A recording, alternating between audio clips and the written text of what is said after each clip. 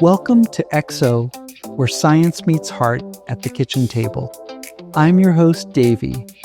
In each episode, I narrate B-side tracks curated around a single theme: the why behind the ingredients, the swaps that make it better, and the stories that have been simmering for generations. No interviews, no guests, just me and you.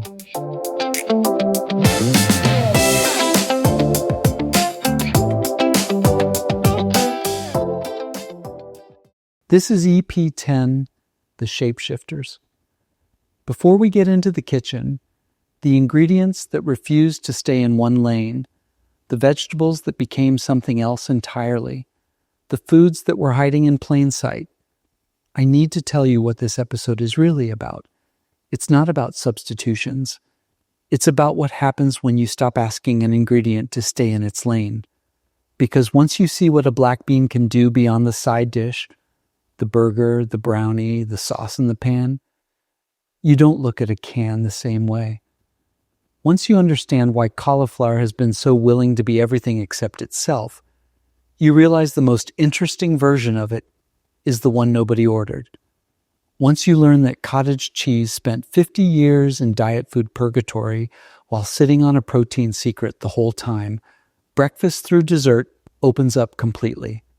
Once you taste what an avocado can do in a ramekin of chocolate mousse, with zero dairy, zero cream, and nobody at the table suspects a thing, you stop trusting color as a signal of flavor. And once you put a beet in a brownie and watch someone ask if it came from a high-end bakery, you realize the kitchen has been full of shapeshifters all along. We just weren't asking the right questions. 5 tracks, 5 ingredients. Let's shapeshift. Track 1, burgers, brownies, and beyond. It's a tiny, ink-colored vessel of starch and fiber that spends most of its life pretending to be a side dish, a filler, a protein on the checklist. You rinse them, you salt them, you dump them on a plate next to the rice. But the black bean isn't really an ingredient. It's a matrix. It's a neutral, dense architecture that can hold up a skyscraper of flavor without ever showing its face. The kitchen's greatest shapeshifter, moving from building material to fudgy fat mimic the moment you change the method. I didn't figure this out until I failed spectacularly at veggie burgers 3 times in 1 month. Most veggie burgers fail because they're trying to be meat. The black bean knows better. It doesn't mimic a steak, it mimics density. When you mash a black bean, you're releasing a natural starchy mortar. It's the glue that lets smoke, cumin, and onions stand upright in a pan without falling apart on the flip. But here's where I kept getting it wrong. Too much moisture. Every time. The patties would hit the pan and immediately start steaming instead of searing. Mush city. The fix was embarrassingly simple. Roast them first. Spread the beans on a sheet pan for about 15 minutes at 350 degrees Fahrenheit. Let them dry out before you mash. That small step turns a soft legume into building material. The patty holds. It sears. It has actual structure. I spent a month Googling binders and egg substitutes when the answer was just less water.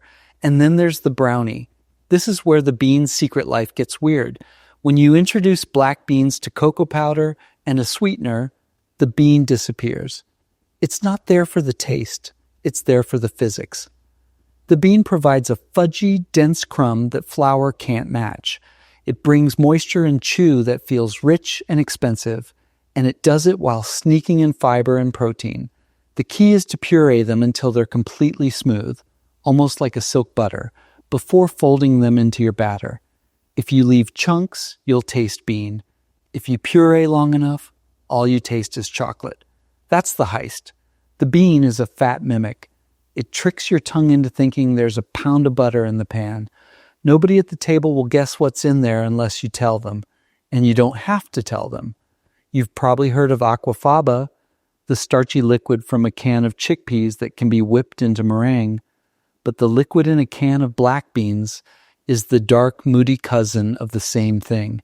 It's inky, savory, a broth of starch and salt, that most people pour straight down the drain. That's a mistake. I started saving it on accident. I was draining a can over a bowl instead of the sink, distracted again, probably streaming something. And later that night, I needed to deglaze a pan. The dark aquafaba was sitting right there. I poured it in. The sauce that came together was glossy, rich, and had a depth I couldn't explain. It was a natural thickener hiding inside the can the whole time. Now I never rinse. I never drain into the sink. That liquid is connective tissue. Use it to bloom your spices, deglaze your pan, or thin out a black bean soup without adding plain water that dilutes the flavor. The secret life of the black bean is that it doesn't care about the category you put it in. It can be the muscle in a burger, the moisture in a brownie, or the gravity in a soup. It just wants to know what texture you need. Next time you open a can, ask yourself, are you making a side dish or are you building a foundation? In one can. 3 completely different lives.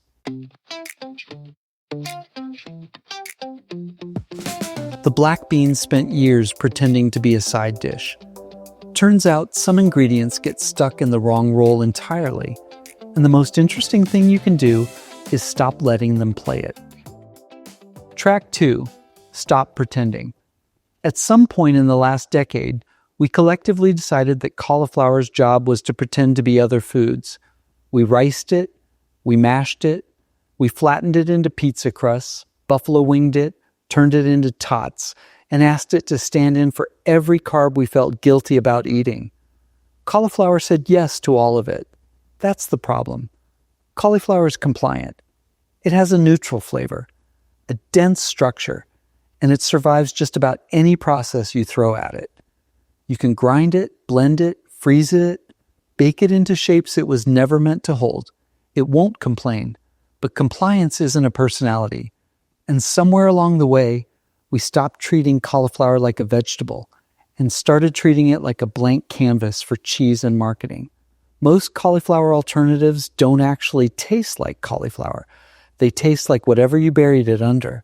Cauliflower pizza crust tastes like cheese and tomato sauce. Cauliflower mash tastes like butter and garlic. Cauliflower rice tastes like the stir fry you piled on top of it. If the only way you can eat a vegetable is by disguising it as something else, you're not fixing your relationship with food. You're just getting better at the costume. Most people don't know what cauliflower actually tastes like because they've never given it a chance.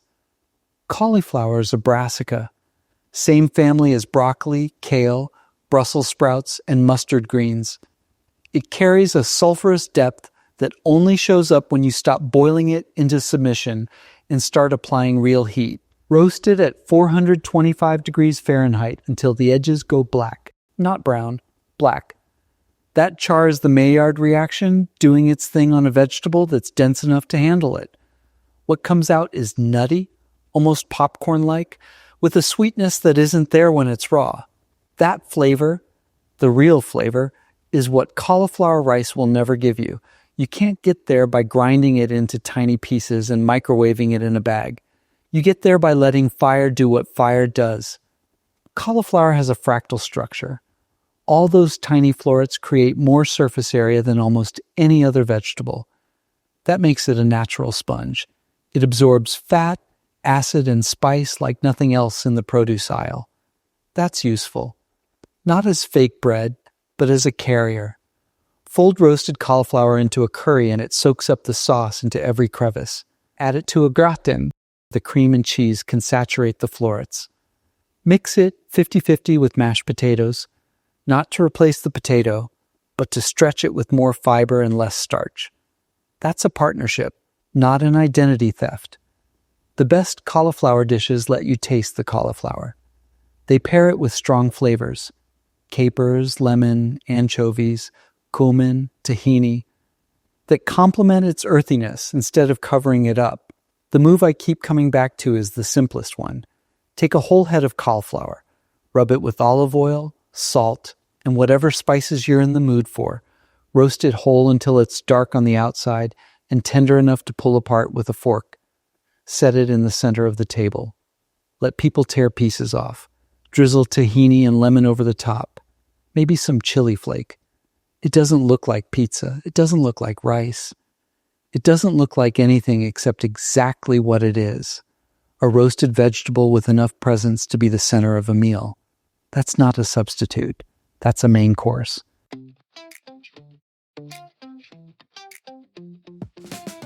Some ingredients get cast in the wrong role because of one bad era, one decade of bad cooking, bad marketing, or bad optics. And sometimes the comeback is more surprising than the original. Track 3. A game changer. I have a core memory from the 1970s, watching my mom start another diet. She'd open the refrigerator, pull out a container of cottage cheese, and scoop a sad little mound onto a piece of iceberg lettuce. Then came the canned pineapple chunks on top, because apparently that made it better. To my kid brain, this looked like culinary prison. The kind of thing you ate because you had to, not because you wanted to. Fast forward to last month. My 23-year-old friend Valentine was sharing recipes. He mentioned casually that he was going to make me serniki, Ukrainian farmer's cheese pancakes, a breakfast his family had been making for generations. When I asked what farmer's cheese was, he said, it's basically cottage cheese, but drained until it's dense. No swimming pool, just the curds. I didn't think much of it until I started pulling that thread. If cottage cheese is just the wet version of farmer's cheese, and farmer's cheese makes something people have been eating and loving for generations, then what exactly had we been doing with it in America all this time? Scooping it onto lettuce next to canned pineapple? That question cracked something open. Here's what cottage cheese actually is. Milk curds with most of the fat and lactose pressed out. What's left is concentrated protein in a mild, almost neutral matrix. Per cup, you're looking at 25 grams of protein. It's one of the most efficient protein sources in the dairy case, and it spent decades sitting in the diet food section next to the rice cakes, criminally underused. But the more interesting thing isn't the protein count. It's the texture.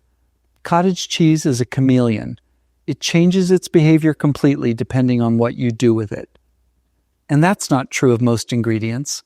It can be thick and spreadable when drained, smooth and pourable when blended, creamy and rich when heated slowly.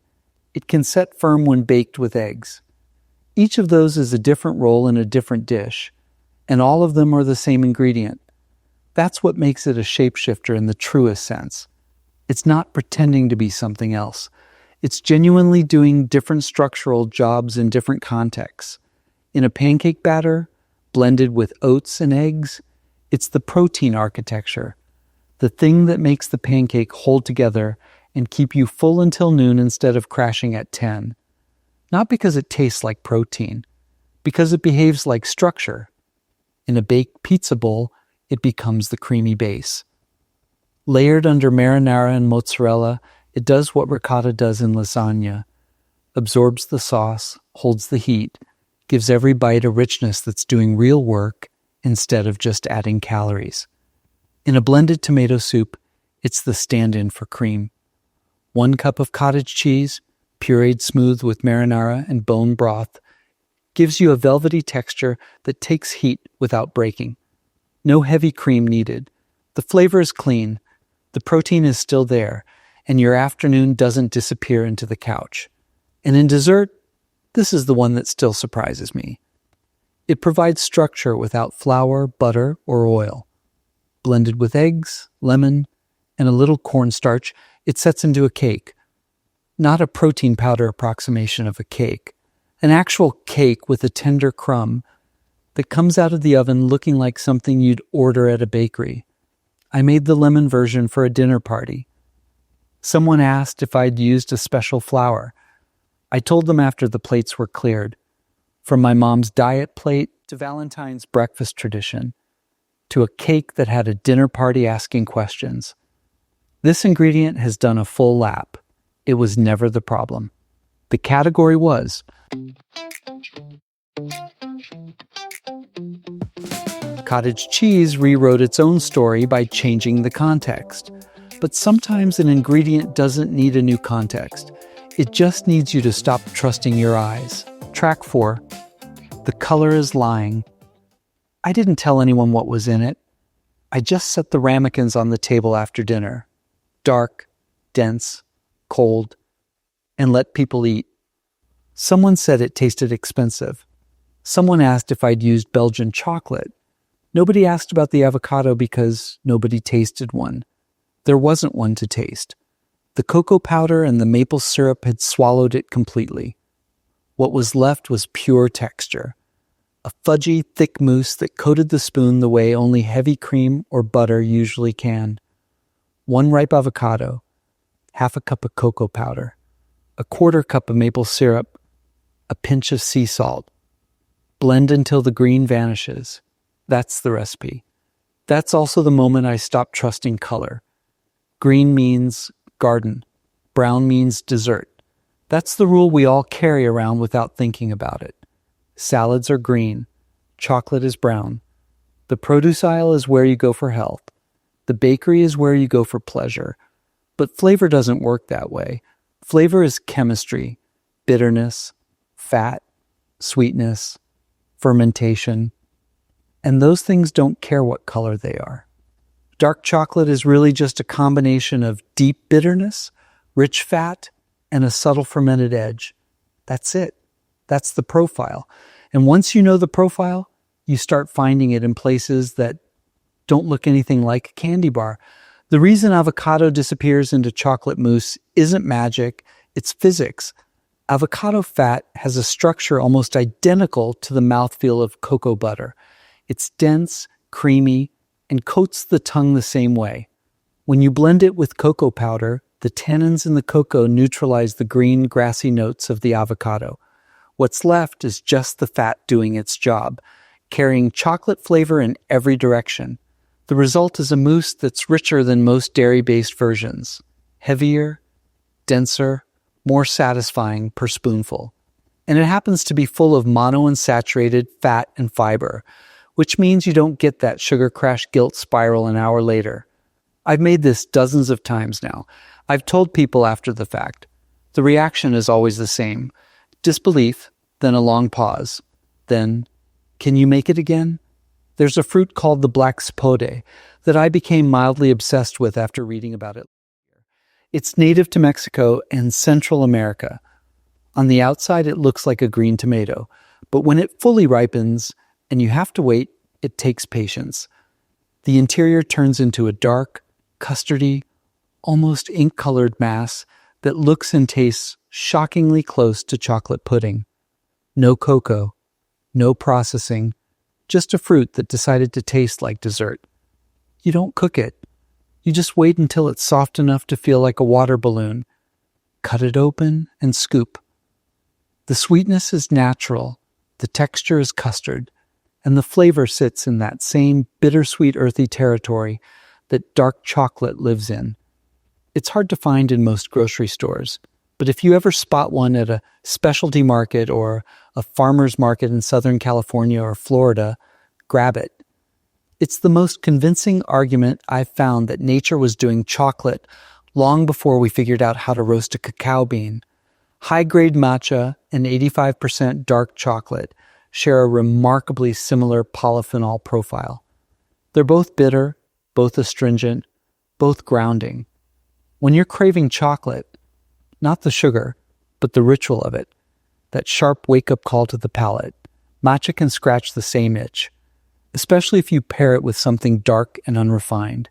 A little coconut sugar or drizzle of molasses pushes the green notes to the background and lets the roast notes come forward. We judge food by how it looks before we ever taste it. We decide what's dessert and what's dinner based on color, not chemistry. And that instinct, that trained reflex, keeps us from discovering that the produce aisle is full of flavors we've been told only exist in the bakery. Bitterness is bitterness, whether it's brown or green. Fat is fat, whether it comes from a cow or an avocado. The tongue doesn't see color, it just reads the chemistry. The green is lying to you. Taste it anyway. Stop trusting the color. Stop trusting the category. Once you do, the whole kitchen becomes a place where the most unexpected ingredient can walk into a recipe and make itself at home. Track 5. Sneak it in. It started as an experiment. I'd read that beets could replace some of the fat and flour in a brownie recipe, and I was skeptical in the way you're skeptical right now. Like, sure, technically, but why would you do that to a brownie? So I tried it. Roasted a beet, pureed it, folded it into the batter alongside the cocoa powder and the eggs, pulled the pan out of the oven and cut a square. It was fudgier than any brownie I'd made with just butter and flour. Denser, wetter, with a chew that felt almost like it came from a high-end bakery. The beet was invisible. No pink, no earthy taste, nothing that said vegetable. The cocoa and the chocolate swallowed it whole. I brought them to a friend's house. Everyone ate them. Someone asked for the recipe. I told them after the pan was empty. The pause was long. The disbelief was real. I know how this sounds. Hidden Veggies has the energy of a parenting hack. Sneaking spinach into smoothies, cauliflower into mac and cheese, lying to children about what they're eating.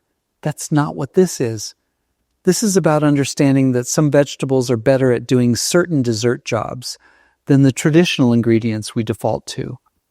Not because we're trying to be healthy, because the physics actually work better. Flour's job in a brownie is structure. It holds everything together.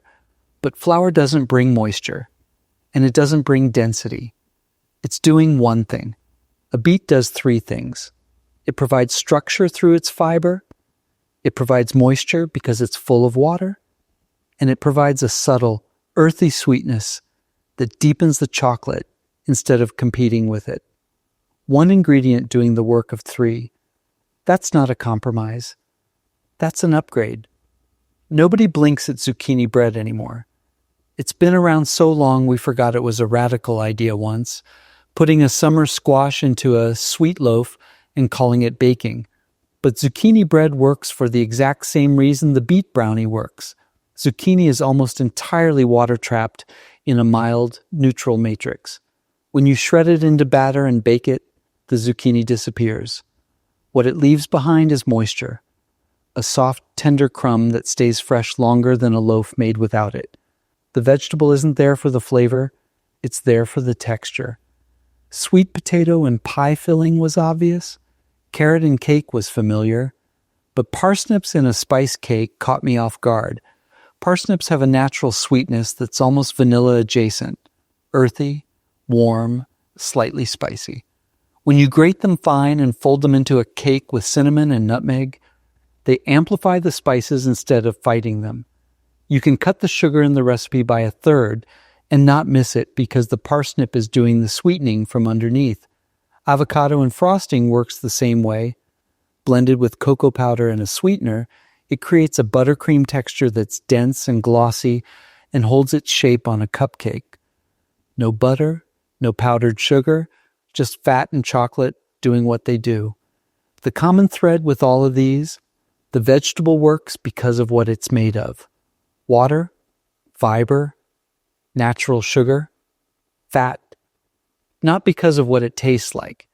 You're choosing it for its structure, not its flavor. The flavor disappears. The texture stays. The bigger idea here is one that keeps showing up the more I cook this way. Most ingredients are in a recipe because of the job they do, not because of their name. When you start thinking about function instead of tradition, the whole kitchen opens up. Flour is structure, but so are beans and nuts and root vegetables. Sugar is sweetness, but so are dates and roasted carrots and ripe bananas. Butter is fat, but so are avocados and coconut oil and tahini. You're not sneaking vegetables into dessert. You're promoting them to a position they were always qualified for. The garden has been ready. We just kept it out of the bakery because we thought the two didn't belong together. They do.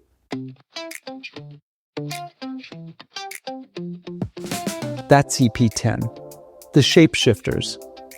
5 tracks, 5 ingredients that refused to stay in their lane. The ingredients were never the problem. It was the category we put them in. Here's to health, happiness, and a remix that's uniquely yours. Thank you for spending time with me. The Remixology app is where the remix continues. Recipes, swaps, and a little something new every Friday.